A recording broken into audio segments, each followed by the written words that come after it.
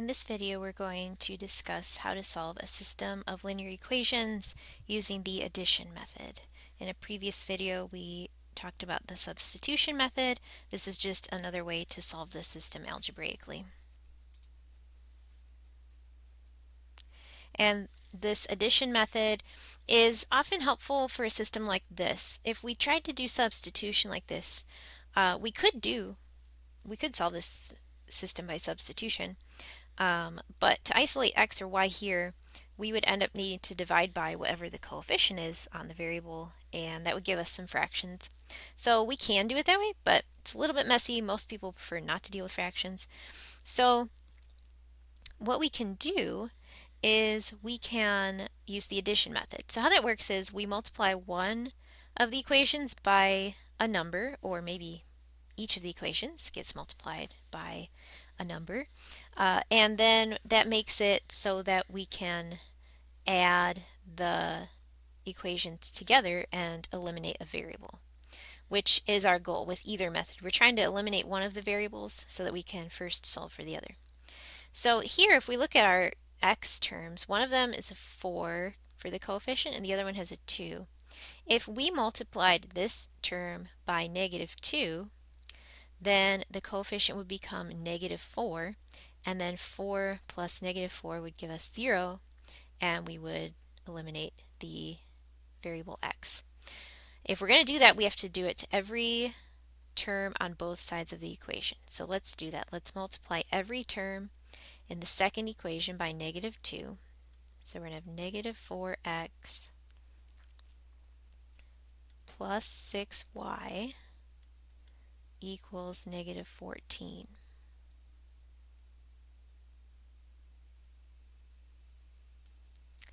And there's not going to be any change to the first equation for this one.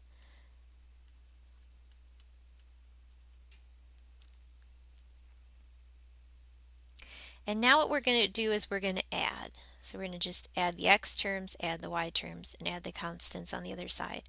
So 4x minus 4x is 0. That was our goal, was to get rid of one of the variables. And then for the y's, we have 5y plus 6y, which is 11y.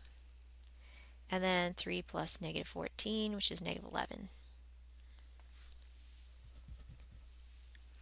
Now that we've succeeded in eliminating one of the variables, we can solve for the others. So we can just divide by 11 here, and y is -1. Remember, the solution is the point where these lines intersect, so we need the x coordinate as well. But now that we know the y coordinate, we can substitute that -1 for y in really any of the equations that we have here and solve for x. I'm just going to go back to the second equation as it was given. Substitute -1 for y. And that gives us 2x plus 3 equals 7. Subtract 3, we have 2x equals 4. And so the x coordinate is 2. So the solution is the point 2, -1.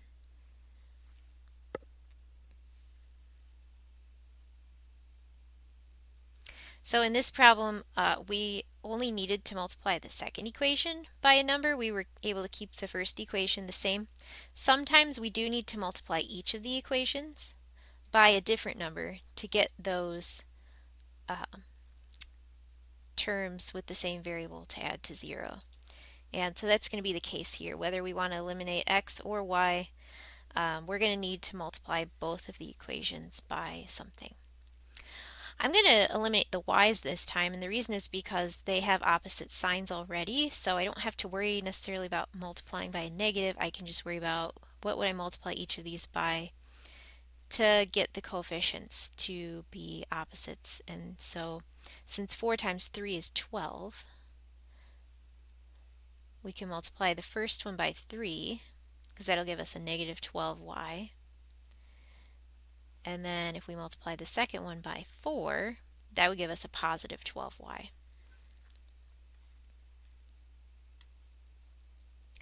We just have to remember to multiply every term on both sides of the equation by the number that we selected. So in the first equation, we're going to have 9x minus 12y equals 33.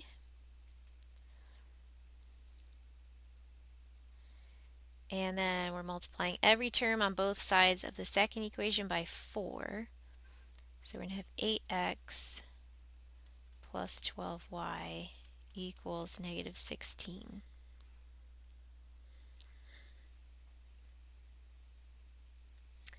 And then when we add those, 9x plus 8x is 17x.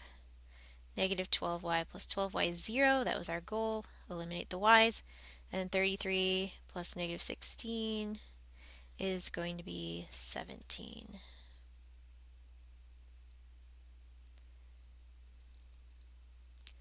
And so now we can solve this for x. Find out that x is 1.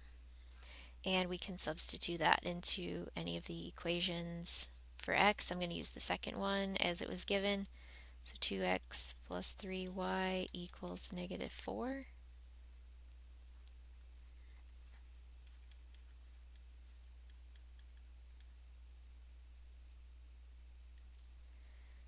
So then we'll subtract 2 there. We get 3y equals negative 6. And then we'll divide by 3.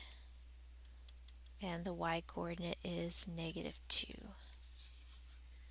So the solution is the point 1, negative 2.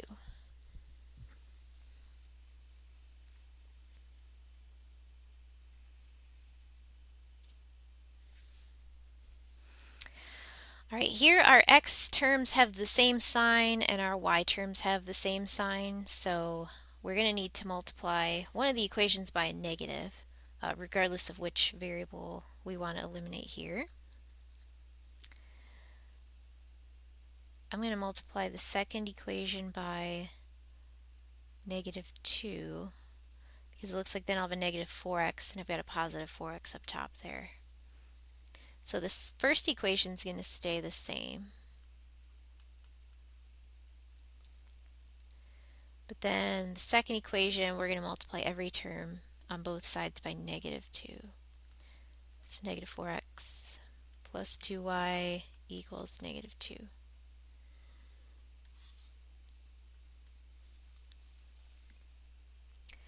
So 4x minus 4x is 0. Negative 2y plus 2y is also 0. And 2 minus 2 is 0. If you've watched the substitution video, you probably remember that anytime we eliminate both variables, we get a statement that's either always true or always false. And whether it's true or false determines how many solutions we have. This statement is always true. 0 does equal 0. And so what that means is we can pick any values for x and y, substitute them in, and we will still, when we add them, get 0 equals 0. And so this is a case where these two equations represent the same line, and every point on that line is a solution to the system. And since the line has infinitely many points, that means we have infinitely many solutions.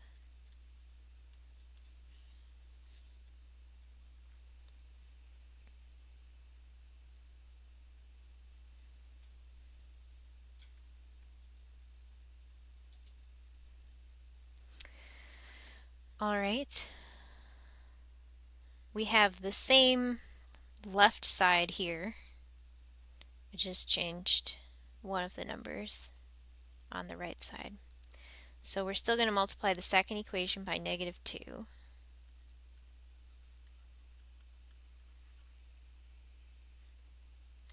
So the first equation stays the same. Second equation is going to be negative 4x plus 2y equals negative 6.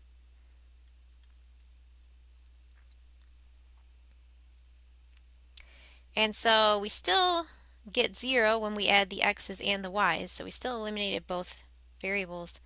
But this time we get 0 equals negative 4, which is false. And so this means that we have no solutions. In other words, these two equations describe lines that are parallel, and so they never intersect, which means we have no solutions.